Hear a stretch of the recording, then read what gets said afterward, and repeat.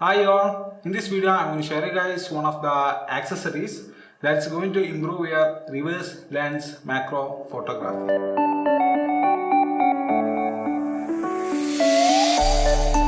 So basically it's a ring. On one side you can find the filter thread, while on the other side you can find the camera mount. So by using this, while on reverse lens macro photography, you don't need to hold your lens and camera on your hand. Instead, you can mount your lens over your camera, so you can easily take the macro photographs. So to use this, just filter thread your lens to this ring. After that, just mount this ring to the camera.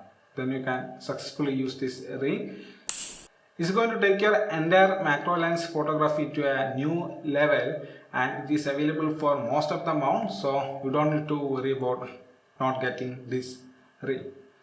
One of the issues that you are going to face while getting this ring is that there will be no correct filter thread for your lens. So I got myself the step down ring, so I can use this ring over my lens. Also, another thing to notice that if you increase the distance between your camera sensor and the lens by using different types of mount, or by using number of filter threads, step up and step down ring, if you increase the size, then your macro will also increase. So you want to keep the small thing in your mind.